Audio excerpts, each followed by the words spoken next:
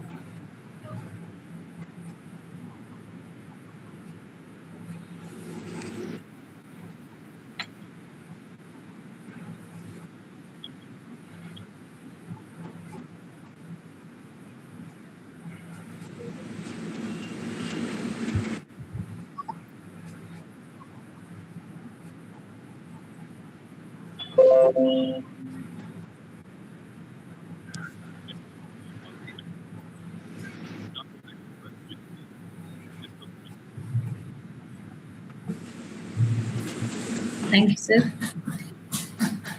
Heavenly Father, we come before you with grateful hearts as we begin this journey of learning and growth. We thank you for the opportunity to gather, to share knowledge, and to explore new ideas in research and innovation. Lord, bless this program and all who are part of it. Grant wisdom to the speakers as they guide us through ethical research, thoughtful analysis, and meaningful writing. Fill them with clarity, insight, and understanding so that their words may inspire and enlighten.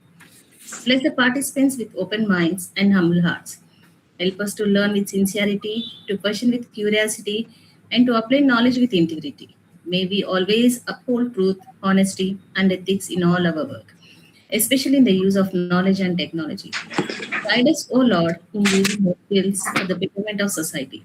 Let our research be purposeful, our efforts be sincere, and our achievements be beneficial to others. Grant us patience in learning, strength in challenges, and joy in discovery. May this time of learning not only sharpen our intellect but also strengthen our values and character. Bless our speaker, Professor Patrick, of today's session, who share his knowledge and experience. Be with us throughout this journey, now and always. In your holy name, we pray. Amen.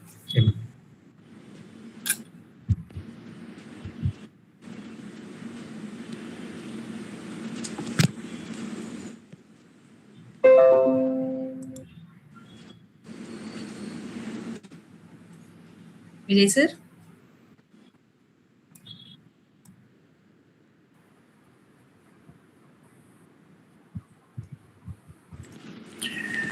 Okay, good evening to you all.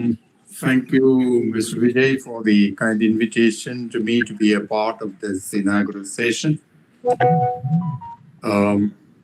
Thank you, Dr. Swapna, for the beautiful prayer setting the stage for the inauguration of this FTP program. Well, it's certainly a joyous privilege for me to extend a very hearty and warm welcome to all of you, the educators present here from the different colleges for the inauguration of this faculty development program on ideas for publication using AI and statistical tools. Well, it's only common knowledge that in today's academic environment, research and publication have become vital components of scholarly growth and institutional development. Programs like the current FTP program provide valuable opportunities for us to deepen our understanding of the emerging tools and methodologies that can strengthen our research output and academic contributions. On behalf of the organizers, I extend my sincere gratitude to all the resource persons who have kindly made themselves available to share their expertise and insights with the participants during the upcoming 7 days of the current faculty development program. I wish to say a special word of welcome to Professor Anthony Patrick from Osmania University, who is present with us as our valued resource person for the inaugural session. I guess Professor Patrick doesn't need an introduction, especially for those of us from LFDZ, because he's a combination of different factors. A proud alumnus of LFJC, an executive member of LFJC, a proud parent of the Little Flower institutions, a valuable member of the governing body of our Little Flower Degree College. Your willingness, Professor Patrick, to guide and mentor our faculty in the use of AI and statistical tools for research and publication is certainly appreciated very much. I also take this opportunity to offer my heartiest congratulations to the Department of Physical Sciences for taking this commendable initiative. Your thoughtful planning and meticulous preparation have certainly made this program possible, and it's heartening to see a goodly number of faculty members from different colleges present here. I see 57 or something like that, which itself is a good indicator of the enthusiasm that the organizers have been able to arouse in the educators of our degree colleges. While extending a very hearty welcome to all the participants, I certainly encourage you to make the most of this opportunity, engage actively, ask questions, seek clarifications, and explore new ideas that can enrich your research journey and inspire meaningful publications. Once again, I renew my hearty and warm welcome to each one of you, the participants, the organizers, and the resource persons. And I pray and hope that this FTP program will be a success, will certainly benefit the faculty members from the different institutions to be more committed, more competent educators. Thank you once again, and thank you, and God bless.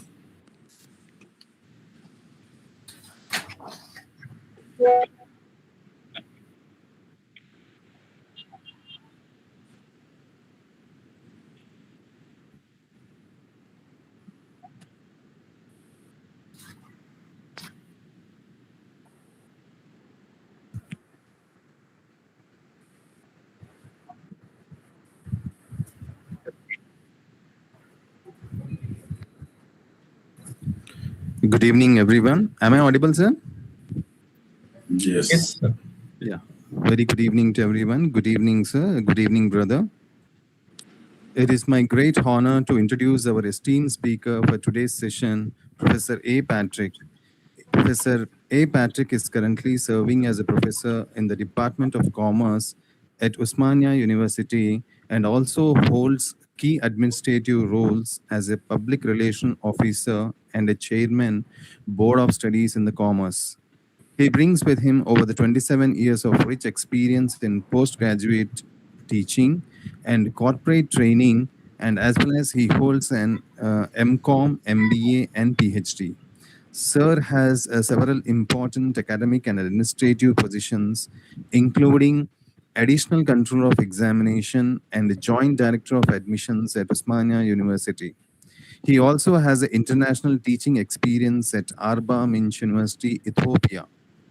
He has made a significant contribution to digital education by developing more content under SWAM portal and has been actively involved in academic broadcasting and training programs. He trained the professionals of prestigious organizations such as ISRO, Indian Railways Engineering Staff College of India, National Academy of Telecom and Financial Management, Indian Railways Institute of Financial Management, ICA, and several various institutions in Hyderabad. Sir has published the books and research papers and successfully guided the PH scholars. He is also a recipient of IPA Best Commerce Faculty Award for the year 2009 for his excellence in teaching. His area of expertise are accounting, marketing, strategic management, quantitative technique, research methodology, and the soft skills. We are truly privileged to have such an accomplished academician and trainer with us. Little Flower welcomes you, sir. Thank you so much.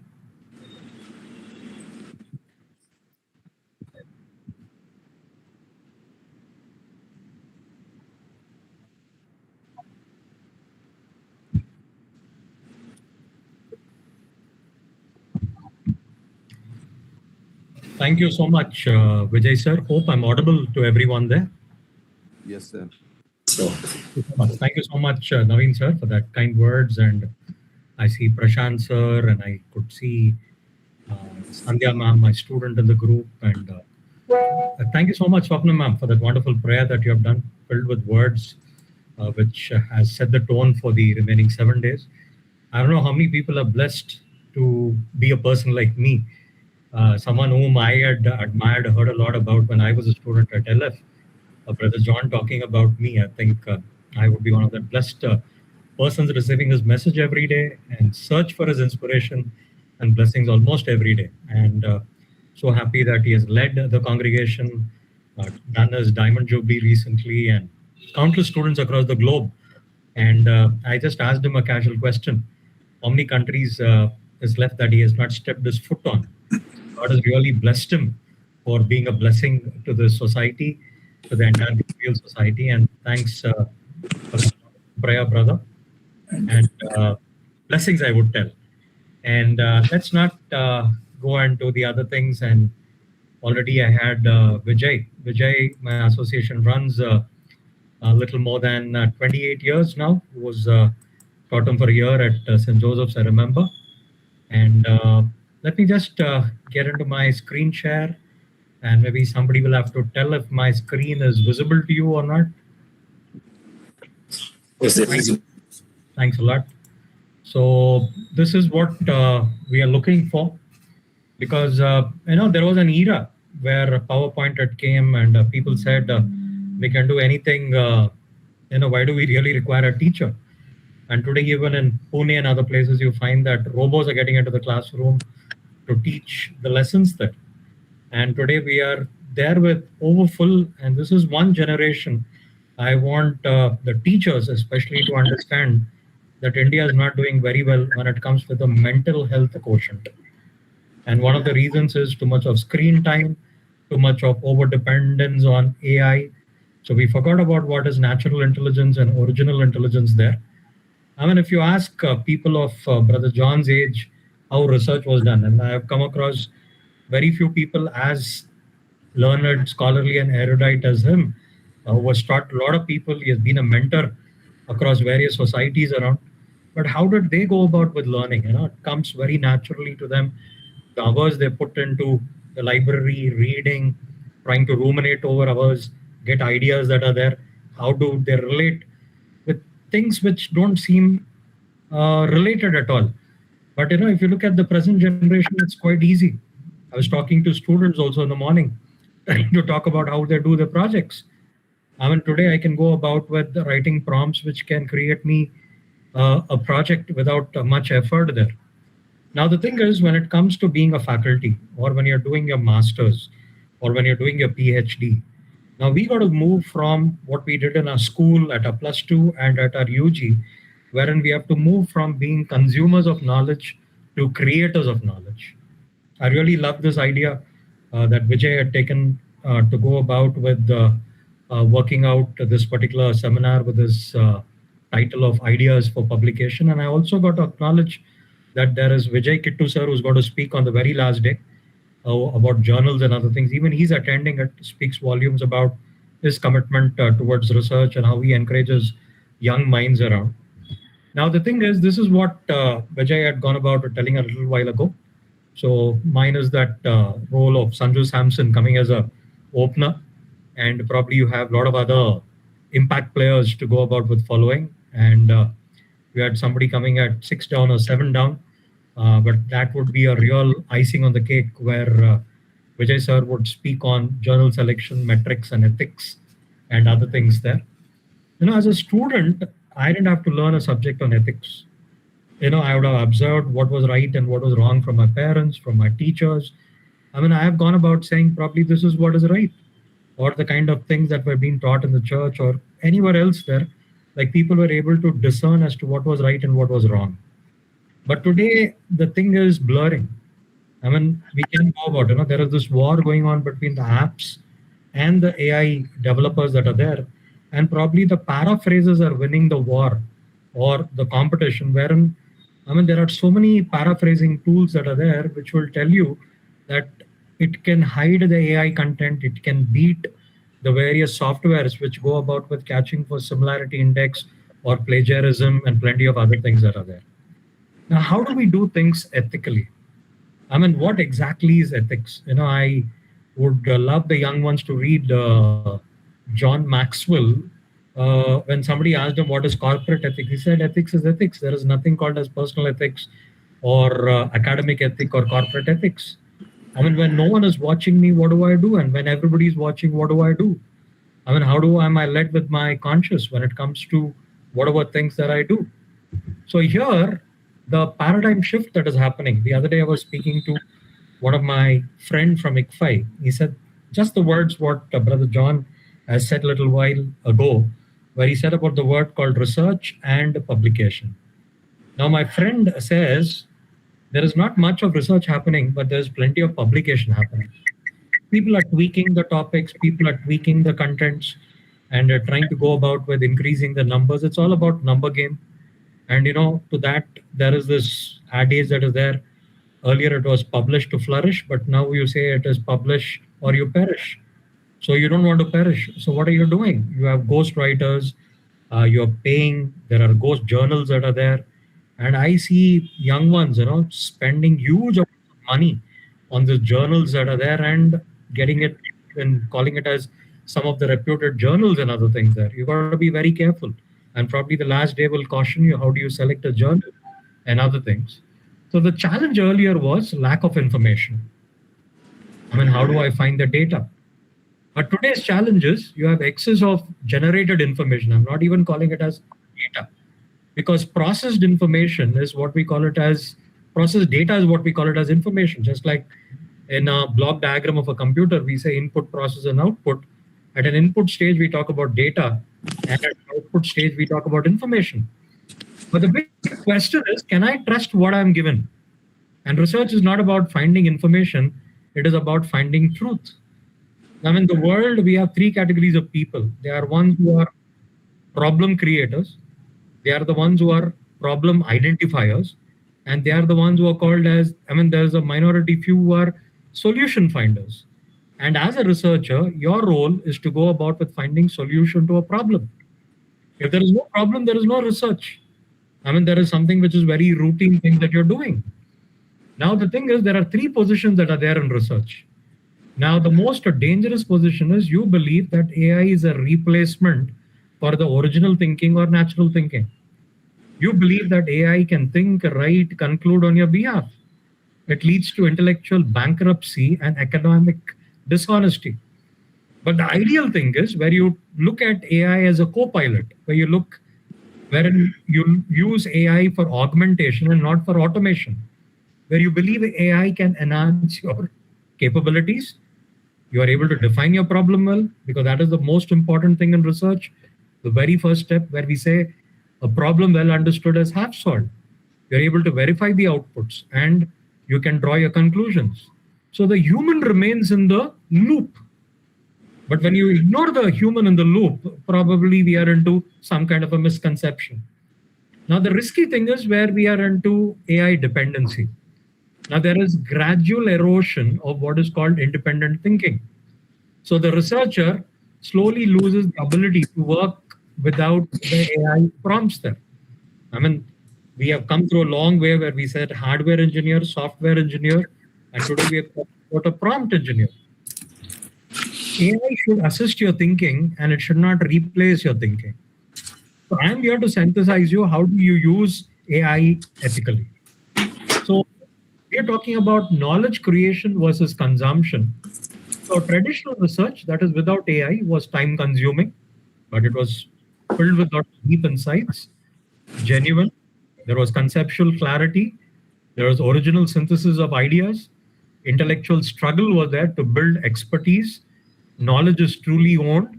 But if you look at AI assisted research, which is current, risk is the reality. It is very fast. You can't imagine the pace at which it can do literature review and other things, but it is often shallower. Surface level summaries, over reliance on generated content, risk of intellectual dilution. It is AI generated. I mean, it's not equal to what we understand. So the core principle is higher education is not about consuming knowledge, it is about producing. I mean, if you keep on consuming, just look at a time when Apple has hit Newton's head. He went about asking people, why do things fall to the ground? If one of you all had a ball knocking you or a bouncer or a beamer, you would understand how painful it is. What would have happened to Newton? To be a fabrication or to create interest in physics, people would have done this thing there. But when he asked people, they said it is nature. But he didn't stop there. He said, why nature? And people said, this guy is gone mad. But he didn't stop there. And look at it, research is a thing wherein it is an inside-out approach. It is not an outside-in approach. You're not trying to get things from the book. And if I'm speaking something, I mean, I've used my idea. I've used 28 years of, still I consider myself to be a student in research. I'm trying to grapple to get myself adjusted to various generations of how they have done research there. Maybe I have done the library work. I've used Google, but probably AI is a luxury today to me. But the thing is, you have to go about it looking at, if you do something what is already existing, you're duplicating knowledge. So you have to create knowledge. I mean, there is something, look at it. Books didn't talk about gravity. Books didn't talk about 9.8 meters per second square. Books didn't talk about Newton's laws. Where did it come from? It was not there in the textbook before Newton. It came from within Newton. That is what we look for. If I look at brother, he reads extensively, and there is something where he's able to relate and speak out. Right? This is what we are looking for. Okay, just a second. I think I would get back again. Right. Now, the thing is, we are looking for research workflow before and after AI. Now, look at how literature review was done. It was keyword-based, manual filtering. There would have been millions of pages if you put it in Google, or you called it Google Scholar. But with a co-pilot, there is semantic search, identifying clusters of thought behind the spots. How are you doing the data synthesis? High risk of missing or obscure but relevant connections. But today, rapid synthesis of cross-disciplinary trends for interdisciplinary innovation. Hypothesis testing, where we say it is a tentative conclusion there. It was often linear, based on existing personal biases in the past. But today, AI simulates counter perspectives to challenge researcher biases. But when you over depend on it, I'll tell you, even it is filled with biases. I mean, if I would tell DeepSeek, it will try to give you the Chinese philosophy. If you look at Claude or Gemini or ChatGPT, probably it will give the European or the American kind of philosophy. We are talking about IKS and other things there. So, it is filled with biases still. And it is we who have to discern as to what is right and wrong. Writing in traditional research focused on struggle of phrasing, articulating. We all think in our mother tongue. But when we have to convert that idea into a word, we struggled in finding the right word in English. Our theses have to be in black and white. We have been evaluated on what we put on the paper. We went wrong with grammar. I know the painstaking efforts my professors have put in correcting the grammar. Today, somebody is giving an article. I'm trying to load it on AI and said, figure out where things are going wrong. Someone is giving me a brochure and asking me to check. I'm loading it on Gemini or Claude and say, figure out where things are lacking in consistency, spelling, or grammar. So the focus has shifted to argumentative structure and logical flow with AI. Data cleaning, it was manual, error prone, plenty of time would have taken. But today, when I watch how things are done on Claude, I look at the entire thing, how programming is done, how coding is done. But today with Python and R, scripts are generated by AI for precision. The error rate has come down. Now, the thing is, the ethical compass, when you look at it, there are different phases of research, right from problem identification to publication. I put the one, how did I do this PowerPoint? I'll tell you, I have used AI. What did I do? I put all my ideas, I collected things there, and I given it to Claude and said, can you generate a persuasive, impactful, and a professional PowerPoint? And this is the output. Just imagine if I had to create this PowerPoint, I would have gone for hours together.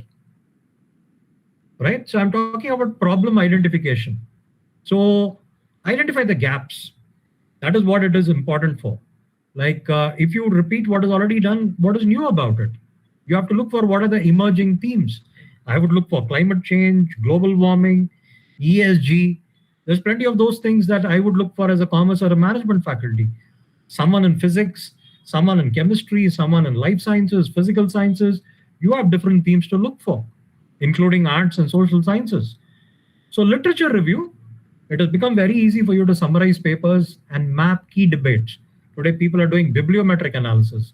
But the flip side of it is you have fabricated citations. You have mosaic plagiarism. You talk about mosaic tiles. That is what we say. Control C and Control V. Cut, copy, paste. AI is a master at that. Better be careful on that aspect. Research design, it can suggest you new methodologies, better sampling things that are there. There is qualtrics.com, tells you what is a better sampling tool that is there. Among the random and non-random methodologies, for a very long time, we were either on the quantitative side or on the qualitative side. But today we are talking about mixed methodology. We are trying to do away with the limitations that were there in the qualitative and quantitative. So blindly adopting AI-generated methodology, I don't prescribe for that. Data collection, there is survey automation, there is transcription. There could be fabricating or simulating data.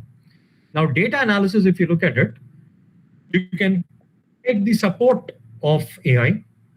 It creates very beautiful visuals. The other day, if someone went about with talking about, the kind of things what Notebook LM can create. I tell you, I did a lecture for an hour and someone created a visual. I tell you, my entire 1 hour lecture was summarized in that. Maybe with my PowerPoint, somebody can create a kind of a map wherein, I'm talking about mind mapping, wherein a picture speaks 1,000 words. I can't imagine how beautifully AI would portray. But accepting all the AI conclusions blindly, I wouldn't prescribe for that.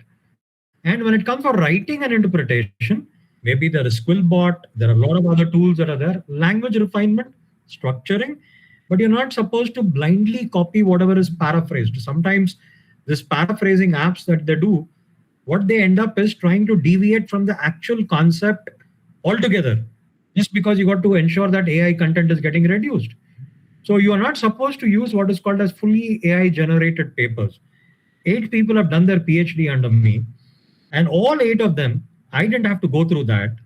I had to go about it giving their soft copy. I gave it to Chakravarti sir, who's there in the library, and he would run it on Turnitin and tell what is the similarity index. Less than 10% is acceptable. Anything more than 10% is not. But today, let me tell you, softwares are upgraded wherein they don't just tell you about the similarity index, they also tell you about the AI content.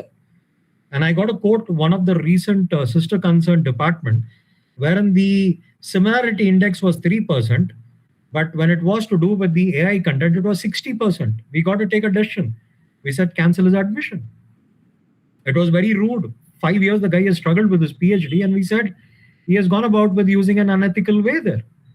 And I tell you, there are, wherever you are sending your articles for publication, they are using tools to go about with figuring out, what is that AI content that is there. The day is not far off wherein you'll have to tell a kind of a statement wherein you got to tell out as to on what aspects of your research journey in the 7 aspects, where did you use your AI? Transparent AI disclosure, that is what I'm asking for.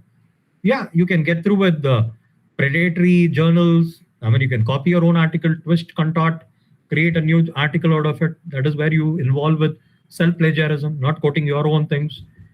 Now, the thing is, literature review, when you talk about it, AI is a minefield.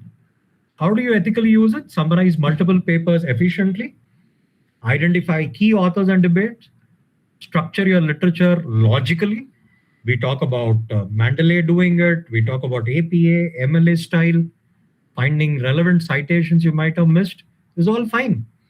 Unethical uses, paraphrasing without reading original, cut copy paste disguised as synthesis, fabricating citations. Now, this is where the young ones and the teachers who are there in this group got to understand AI is very good at fabrication of citations.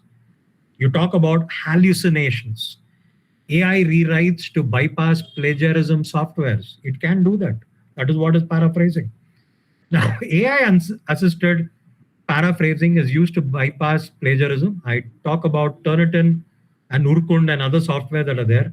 But changing words without changing intellectual ownership is still plagiarism. AI can generate 100% plagiarism text, but it is 100% intellectually empty. I repeat again, it is 100% intellectually empty. AI can generate non-existent references. Reading cannot be outsourced. You got to be a voracious reader still.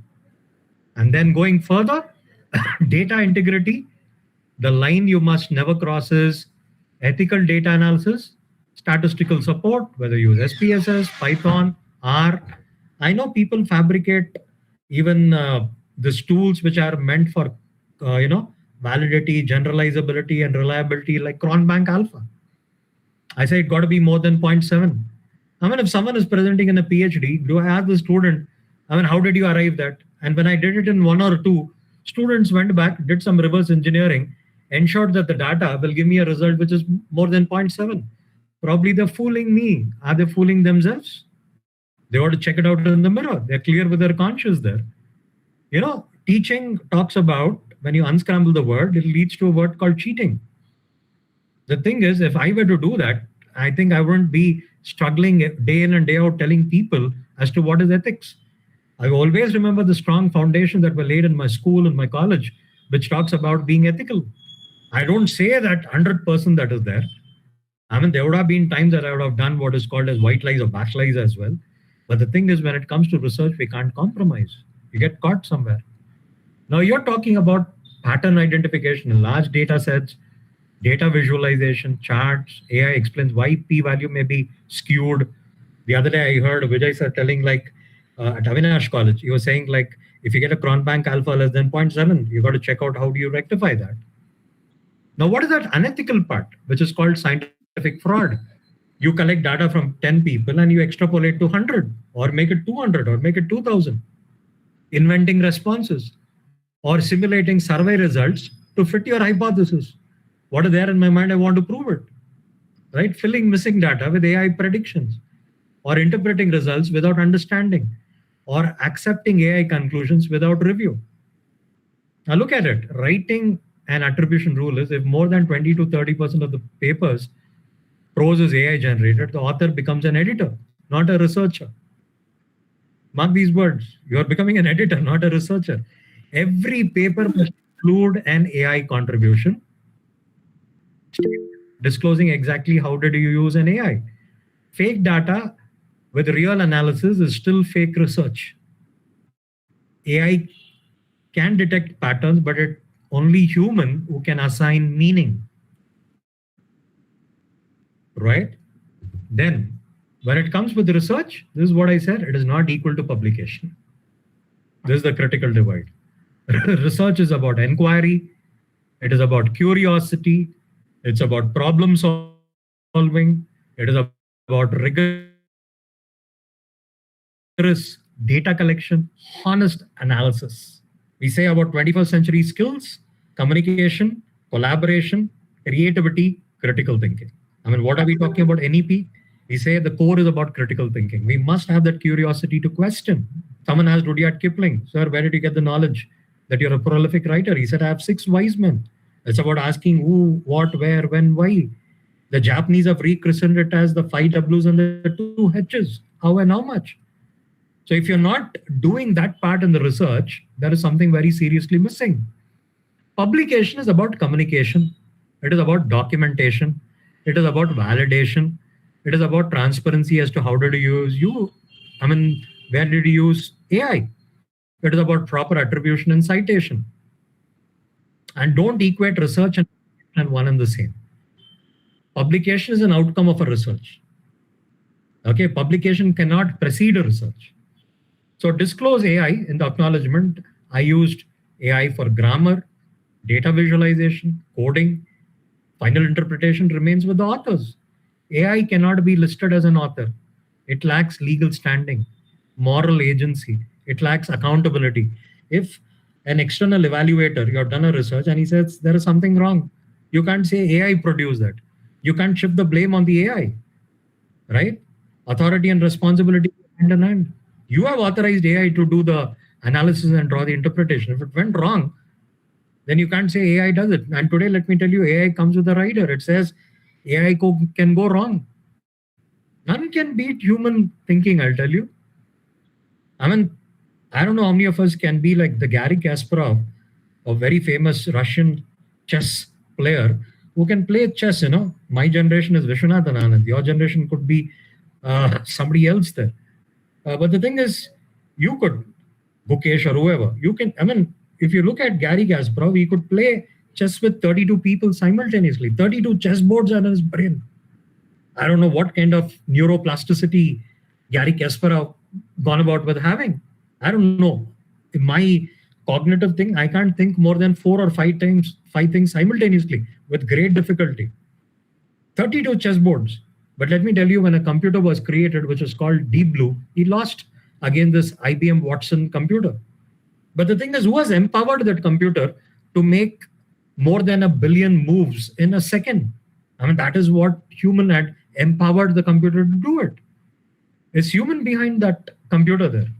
So the thing is, we have to look for the moral standing. Today the young man said it's okay. It's all fair. At love and war, even in research there, I wouldn't agree to that. Right? So it is augmentation versus automation. You got to use AI for augmentation. You talk about, fixed mindset and growth mindset, where we're talking about the automation mindset and the augmentation mindset. Automation mindset is unethical path. AI will do it for me.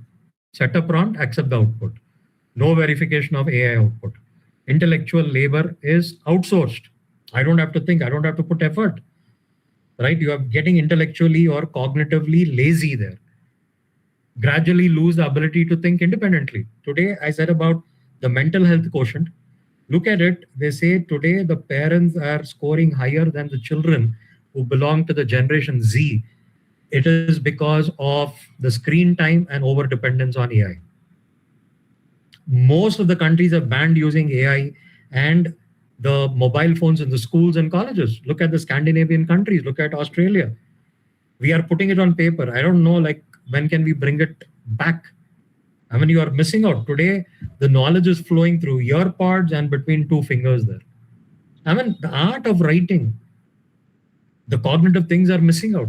Everybody is doing it through texting way of doing it there. Now, AI will help me do it better. That is augmentation mindset. Carol Dweck, read her book which talks about fixed mindset and growth mindset. I'm talking about augmentation mindset here. Human defines the problem and verifies it. AI handles information density and formatting it. Researcher retains the intellectual ownership. Use AI to sharpen, not to replace the mind. Those are three levels: AI assisted thinking, AI dependent thinking, or AI substituted thinking. I would prefer an AI assisted thinking. It's just like you talk about tax evasion, tax management, and tax avoidance. So the thing is, dependence is wafer thin margin. It can go on the substitution side or on the assisted side, but substitution is absolutely wrong. Now, the thing is, understanding what is this AI hallucination is all about. When an AI model generates text that is factually wrong, I mean, with full confidence, we would call it as a fabricated title, invented authors, non-existent statistics, and plausible sounding what is claimed to be false. There can be citation hallucination. AI invents journal articles with believable titles or DOIs, but if you actually type that and check it, it doesn't exist. Right? I mean, you talk about statistical hallucination. AI quotes specific percentages, p values. I mean, that is a precursor to accept or reject a null hypothesis. Survey results from studies that have never conducted. These numbers look authoritative, but it could go wrong. Author and quote hallucination. It can fabricate quotes. It can fabricate authors. Contextual hallucination. AI gives correct information for one context. I said about Western markets, but applies it incorrectly to a different cultural or a geographical or sectoral reality. I mean, what is the philosophy? I mean, there is that thing where we call it as the white man's burden. I mean, they think they are superior race there, and we have destroyed our wealth of knowledge. I mean, there is so much thing that are there. I mean, if you look at Mesopotamian, or people are talking about wars and other things there, where civilizations have begun. Even the other markets will not recognize this to be true. So the thing is, the rule is never cite any source provided by AI without verifying it with the physical existence. Check Google Scholar, check for Scopus, check for Web of Science before you quote that. If something is not found, don't use that, don't quote that, don't take that citation, don't take that literature at all, and don't base your gaps on those things there. They're all fabricated. Please understand these things. So I would like to share an experience of AI hallucination. Towards the end, ma'am. Let me finish the presentation very quickly. Few more slides, I've done it. Thank you so much. I'm so happy that you're listening, very focused there. Now I'm talking about AI bias. The thing is, it's considered to be a silent distorter of research. AI is not neutral. It reflects biases embedded in the, I mean, it is being trained on a data. How do you train it? Today you can tell AI, don't use my data, right? For researchers in India or the global South, this is a critical alert. Western-centric biases are there. I mean, there could be English language Western content, which is considered to be universal. But AI findings may not apply to the Indian, African, or the Asian research context. There is a training cutoff bias. AI knowledge has a hard expiry. Citing AI-sourced recent trends means citing outdated data as if it is very current. Confirmation bias. Explain why X is true. It obliges even when X is contested. It amplifies the researcher's existing bias. At times, there can be an underrepresentation bias. Minority communities, regional languages, the niche disciplines are severely underrepresented in AI training data. Sometimes labels and classification bias. AI can classify biases wherein how it is being trained. Sentiment analysis can reproduce human prejudices on a scale. Sometimes it can be an echo chamber. It can resound. AI perpetuates what is called as existing academic consensus, wherein it goes about with entrenching dominant theories, marginalizing alternate scholarly voices. Right? So the key question is AI giving you the global truth or Western English language pre-cut-off approximations? Always validate AI output against local and primary sources. I don't say local and primary source are got to be truth, but you can always validate that, right? So the thing is, the myths and conceptions about AI and research is, number one myth, AI is always accurate and up to date. No, the reality is AI as a training cutoff frequently hallucinate facts, citations, statistics. It does not search the internet unless explicitly connected to a live tool. Myth number 2, using AI means zero plagiarism? No. AI can produce clean text that is intellectually plagiarized. Some ideas with different words. Mosaic plagiarism, right? I mean, I have to make 11th book. I take one chapter from 10 books, create 11th one. This is called mosaic plagiarism. It is undetectable by softwares at times, but ethically identical to copy paste. Myth number 3, AI understands what it writes? No. AI is a statistical pattern predictor. It is not a thinker. It is not about comprehension, no experience, no ability to verify what it produces. It sounds right without being right. Myth number 4, AI speeds up research without any trade-off? No. AI speeds out output, not understanding. The trade-off is depth. Faster papers without genuine inquiry will produce what is called as weaker science and weaker researchers. And myth number 5, AI tools treat all topics and cultures equally. The reality is AI systematically underrepresents the global south, regional knowledge. That's what we are trying to talk about. IKS, the vernacular literature, the local social science context. I mean, I'll tell you, you have to reduce the problem. I have a very easy solution. Drop an atom bomb. And probably AI will say, yeah, it is the right thing there. India, we still don't accept what is called as mercy killing. And AI would say, fine, if Austria is doing it, some other countries are doing, it could be okay with that. It doesn't apply in India, right? So I'm talking about that kind of things which could be Western centric. Now, if my institution allows AI, can I use it freely? Yeah, institutional permission sets a floor, but not the ceiling. Floor, ceiling, there's a difference. What forms the roof? You say sky's the limit. Keep extracting as much. Today I went to one of the colleges, and let me tell you, they created some AI content. And I said, how can this be validated? And they had to cut a sorry face there. All right. So you think that gray-haired people or older generation, I mean, you can fool them around. I'll tell you that I don't say I'm 100% foolproof in identifying. You can fool me, but not your conscience there. So even if permitted, undisclosed, uncritical AI use still violates research integrity principles that are there.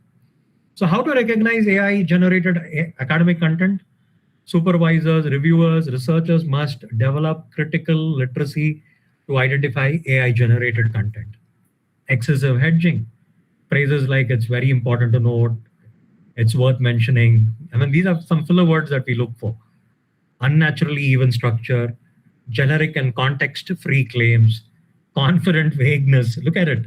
I'm probably talking about an oxymoron. Vagueness and confidence, how can these two words go together? I'm talking about absence of personal voice, over-formatted lists. So the thing is, the most dangerous AI output is not obviously wrong. It is plausibly, confidently, unverifiably approximate, right? Further, how do you overcome AI limitations? A practical framework. Verify every citation. Anchor, use AI as a starting point, never as an end point. Anchor AI to primary sources. Challenge AI with counter question. Is my argument wrong? Counter argue with that. It will probably generate things. You still got to validate with your own intelligence, right? Apply local context filter. Disclose, document, and date. See, when someone is using an URL, we say even put the date and time because a lot of things get changed. Now, these are the tests that you got to use. I further got few more things where I talk about a 4 ethical dimension of using AI in research. The intellectual honesty. Every claim that you go about with making reflect genuine understanding. Researcher must be able to explain every section without AI. You can't say AI generated. I have some students who generate the computational part. Somebody does the statistical analysis and you're not good at SPSS. And he said, that guy did it. I said, you can't do that. You can't shift your blame on somebody else if you don't understand and put it in your research. AI assistant must be proportionate and disclosed. I used AI to polish the language, and it is not that AI wrote my finding. There is a difference between these two. Now we talk about epistemic justice. Avoid reproducing AI's Western-centric knowledge hierarchies. Validate AI output against regional and local sources. Amplify marginal voices. AI will not do this by default. Your research context cannot be replaced with your contribution. Participate protection, never input, identify. Don't put all your questionnaires and say, do the analysis. Do it on SPSS. Sometimes, you need to hide the identity of the respondent. What fault is his that he has given you his email ID, his phone number, his age, and other things, and you put it on AI, and that will start getting trained on whatever data you have submitted, and it goes about with using it unethically. So AI processed data, survey data may at times violate ethical board protocols. Okay, we talk about personal data regulations. Anonymize before AI assisted qualitative analysis or quantitative you do. Long-term scholarly health, skill atrophy. Over-reliance erodes critical thinking. We are talking about NEP, about the ability to question things, but this is where I'm talking about cognitive laziness. It will create atrophy. I remember my teacher teaching me, Tanuja ma'am or Pillai ma'am, telling me that it's to do with theory of use and disuse. I mean, why everybody didn't get long necks like the giraffe?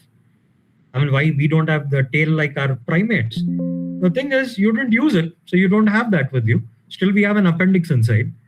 The thing is, we are talking about skill atrophy. So if we don't use skill, someday it will perish.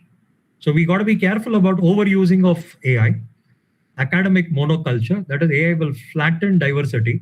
It will make you believe that entire thing is only one concept there. Quality inflation, more papers is less original knowledge. If I look at the pace at which papers are being produced today, mind-boggling. Every day. I remember, still there are institutes. Like if I look at IASB, they tell that it takes you 1 year to produce a paper, quality paper. And look at every line filled with the kind of citation that is very true there. So it is quality that is, it's not quantity I'm talking about. Future scholars, what habits are we teaching and modeling on? So ethical AI use is not about constraint on research, it is about foundation of research credibility. So AI tools that you have to use, literature and discovery, semantic scholar, elicit, connected papers, consensus, what do you use? I mean, for writing and language, what tools do you use? For data analytics, what tools do you use? For tools requiring for caution, I put it in red. Please check on those things as well. And then academic integrity, and I talk about contract and AI era. So when you talk about research, commit to using AI as a tool, disclosing AI for transparency and specificity, then verifying AI-generated citations, and all these things, you can get to the theory. What are institutions expected? I know there are institutions giving incentives to their teachers to go about, if you get your article published, you go somewhere to present a paper, we'll give you the money. But the thing is, if you cut corners and go about with using unethical means, I think institutions go about with scrutinizing it at a different level. So integrity is not about what we do when someone is watching. It is what we do when no one is. We have heard about it. I mean, if you open John C. Maxwell, he talks about it, right? And then 5 ethical questions before you go about with going for believing your output. Do I understand this output? Can you explain it fully in your own words without returning to an AI prompt? Can I defend this in my Viva? Would you justify every methodological, analytical choice that is being questioned by an expert? Have I verified this information? Cross-check the citations. I said about hallucinations and biases. Facts and statistics against original primary resources. Is this my original contribution? Does this paper offer insights to you first yourself? Ask do an introspection with your context. Could you produce this? Am I being honest as a researcher? Have you disclosed AI use? Is this intellectual credit accurate and fully attributed? If the answer to any of the questions is no, don't use it. It is purely AI jugglery that you have. The test for originality, beyond plagiarism test, these 3 questions ask yourself, could an AI return this conclusion based on simple prompt? If yes, you have contributed no intellectual value. AI-generated conclusions are pattern replications, not original insights. Does this paper solve a specific local or specialized problem? Generic research or generic topic generate generic knowledge. Originality comes from addressing real, contextual, and specific problems. The third question is the researcher's voice critical, skeptical, curious, present in the analysis? The human voice of doubt, questioning, discovery cannot be mimicked. AI is good in mimicking. How many times did you not found? I mean, I say beautiful pigs, and by mistake it is gone as beautiful pigs. So it is good in mimicking. It can predict, it is about an algorithm. If it is missing, the human was not truly there. So paraphrasing is not originality. 0% plagiarism doesn't mean that it is 100% original, right?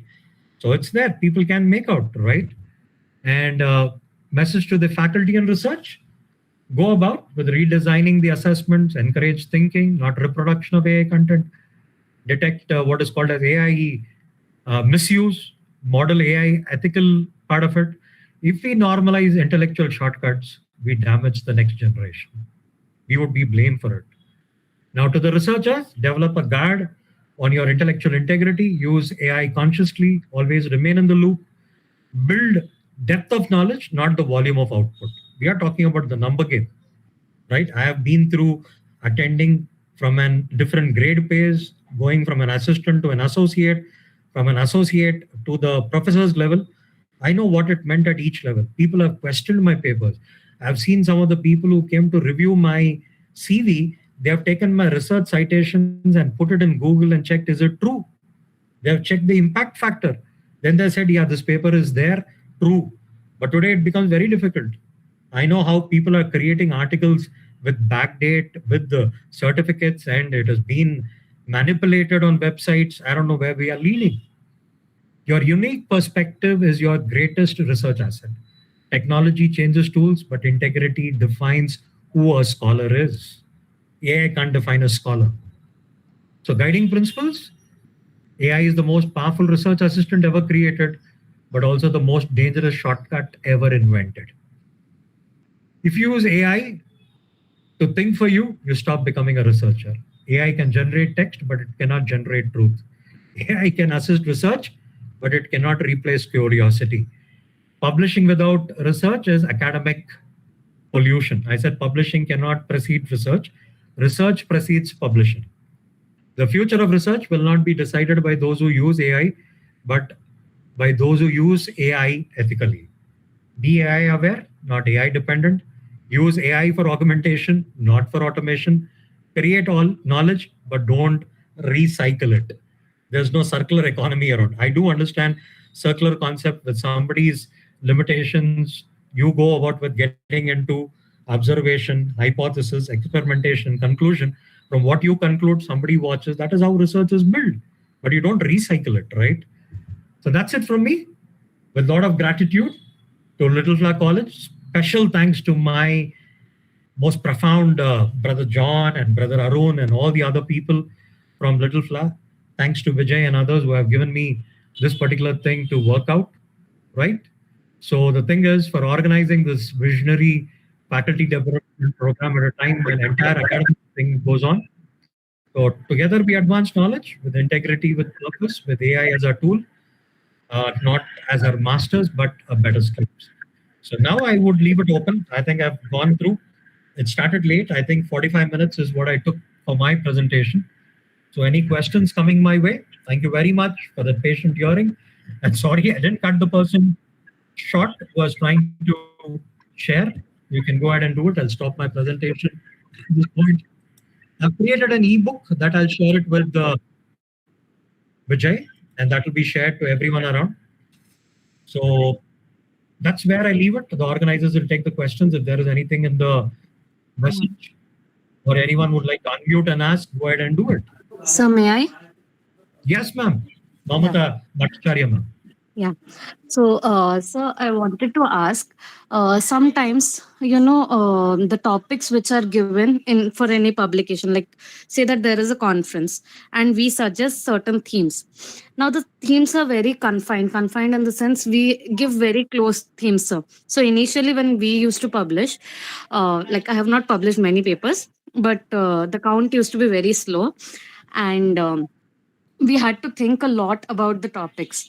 But now, can we, like, if I take a help from AI to suggest me topics, is that also unethical? I say that is ethical, ma'am. Nothing wrong. Okay. And sir, coming to AI hallucination, I wanted to share an experience. So one of Go my ahead. friends is a book reviewer. So she basically reads books and she gives reviews. So now she was halfway through a book, and she had to post a book review. Why? Because the author has sent her a free copy and there was a target. So now she happens to type the name of the book, and the book is very famous. And AI gave her a different story altogether about the book review and different characters which were not even related to the original book. So when you spoke about AI hallucination, I could relate to it. That yeah, I it is think possible. you have collaborated your example with what I tried telling about hallucination and biases, ma'am. Yeah, Thank you so and much. AI bias also, sir. Like I had recently, as in 1 year back, I was writing one examination, a competitive examination. So we have these grammatical questions, like grammar questions in the examination. So sometimes, sir, to identify a part of a speech, generally we don't we think like as that part may function. Like for example, we general people who don't have much knowledge of grammar, they consider name, place, animal, thing to be nouns, like proper nouns. So but it has a different function in each kind of a sentence. Now one of my friends happened to call it a noun, someone had happened to call it a pronoun, and what we did is we typed the question in chat gpt. So ChatGPT, it gave the correct answer initially. After that, when I said, no, no, it is a noun, it also said, yes, you're right, it is a noun.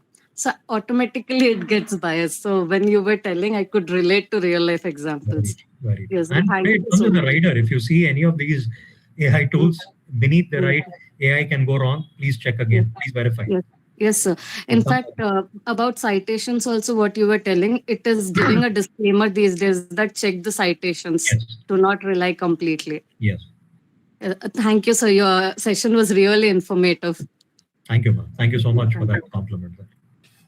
Yeah, any more questions that come? I would be very happy. Anything that you want to add?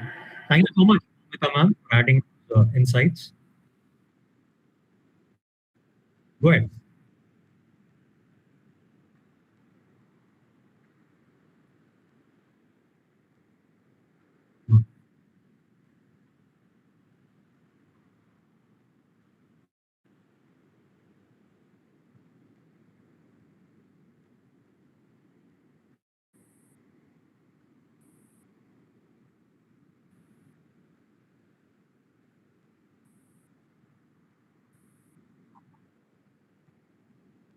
I would say that is unethical because the thing is, what paraphrasers do is they go about with trying to find substitute words for what is there.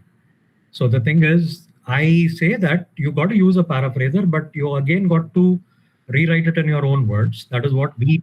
I don't know how things would be. I'll tell you there are some tools. Today we are talking about writeless. There is Gravity Write.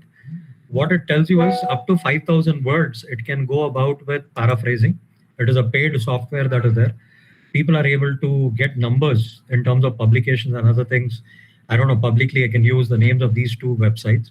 I've tried it out with writeless also. I have seen what it meant to me there. So the thing is, it is a paid thing there, and it tells you how beautifully it can go about with creating citations which are real and all those things that are there. But I'll tell at the end if there are some conclusions, there are some generalizations, or if you want to really have value, it has to be something. I said about inside out approach.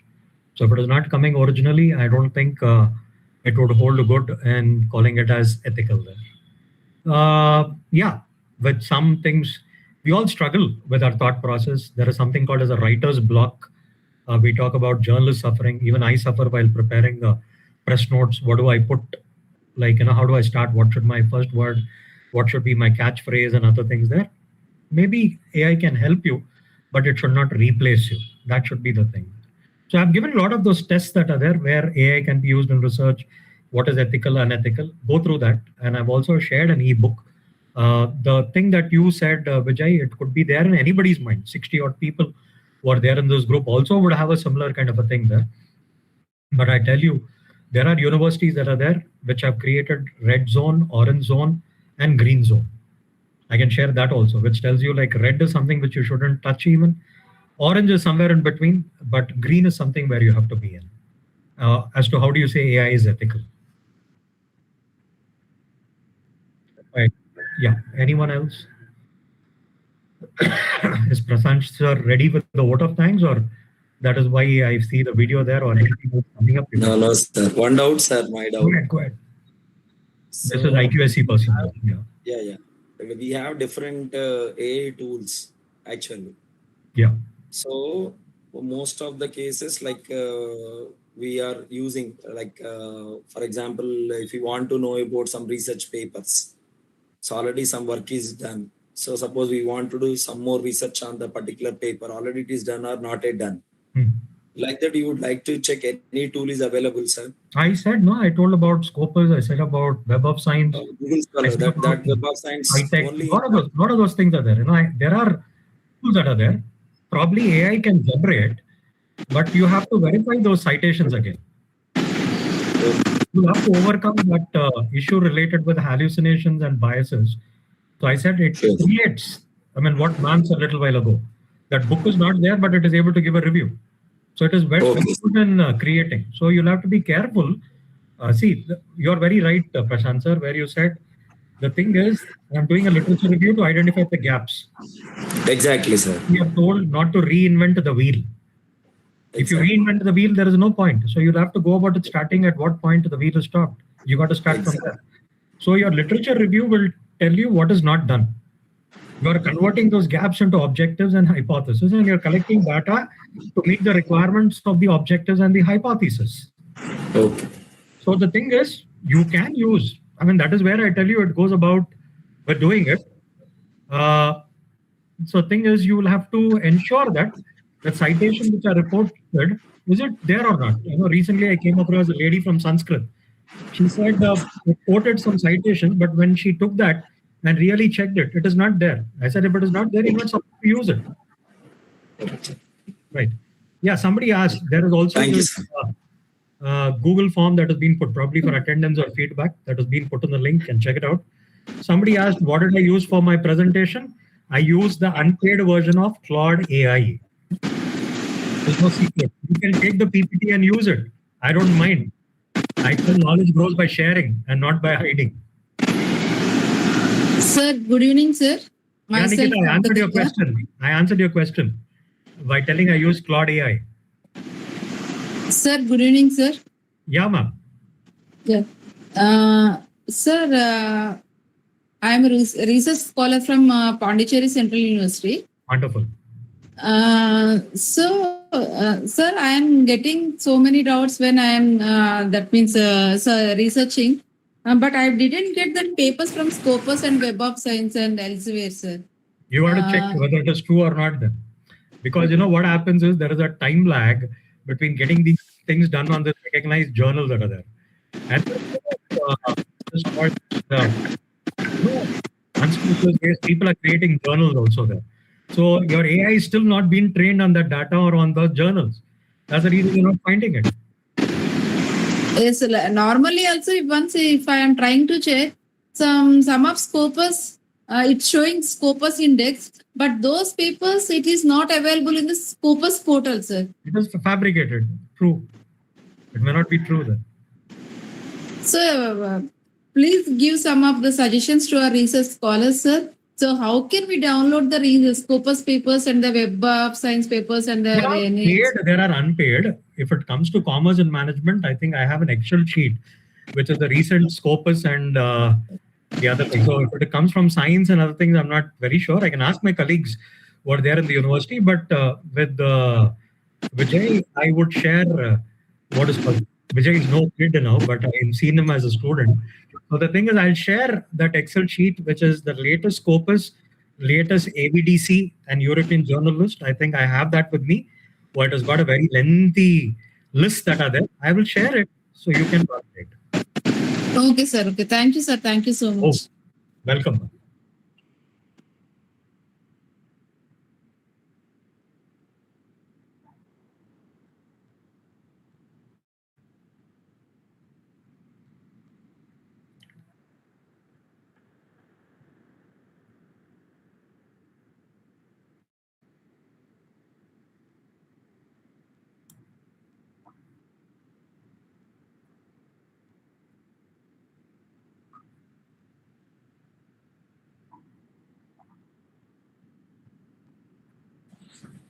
Thank you, sir. Good evening. Good evening, sir. Good evening, each one of you. It is my proud privilege to propose the vote of thanks on behalf of Department of Physical Sciences, Little Flow Degree College. I am Dr. Prashant, and it is honor to express our gratitude on this occasion. First and foremost, I extend my heartfelt gratitude to our esteemed resource person, Professor A. Patrick, sir, for delivering an insightful session on ethical AI in research methodology. Your thought-provoking discussion emphasized the higher education is not merely about consumption of knowledge, but the production of knowledge. You clearly distinguish between the traditional research and AI-assisted research, highlighting how AI should augment, not automate, scholarly work, while also addressing evolving research challenges and structured research phases. We are especially grateful for your emphasis on 4 ethical dimensions of AI research, that is intellectual honesty, epimistic justice, participation protection, and long-term scholarly health as essential guiding principles. Your explanation of academic integrity, contract in AI in the AI era was particularly enlightening, where the researchers commit to originality, transparency, and ethical use of AI tools, while institutions ensure proper guidelines, accountability, and responsible for research practices. Your insights on data ethics, avoiding bias, and understanding AI hallucinations have greatly enriched our perspective. Your valuable guidelines will truly inspire us to uphold integrity, responsibility, and excellence in our research endeavors. I would like to express our sincere thanks to our correspondent, Reverend Brother Arun Prakash, and Director, Reverend Brother Jan Kalarikal, and our Principal, Mrs. Jayanti Reddy, for their constant encouragement and support in organizing this faculty development program. Their vision and commitment to academic excellence to continue to motivate us to conduct such meaningful academic initiatives. My deep appreciation goes to all the faculty members of various colleges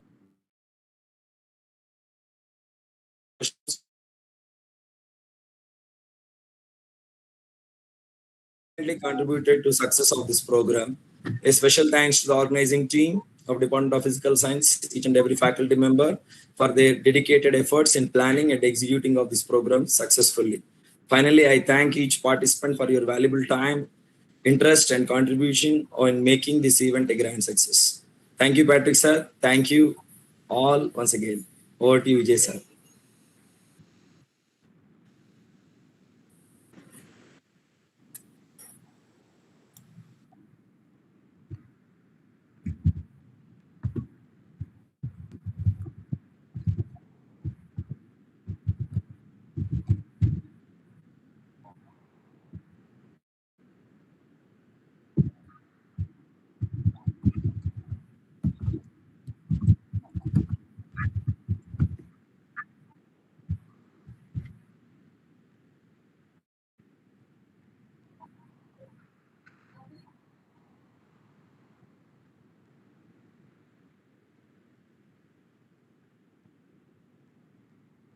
Thank you, Vijay. Thank you, Prashant. Thanks to all the brothers who were there, especially Brother John, Arun, Jayanti ma'am, and all the other people who were there. So it was a nice time that I had, and hope you have a wonderful week of learning. It's not just about learning, it's about applying. That's where I leave it. Thank you so much, Naveen sir, and all of us. Thank you, sir. Thank you very much, sir. Thanks. Thank you, sir. Thank you very much, sir. I think my boss is calling me. I need to attend to phone calls. Thank you. Thank you, sir. Thank you, sir.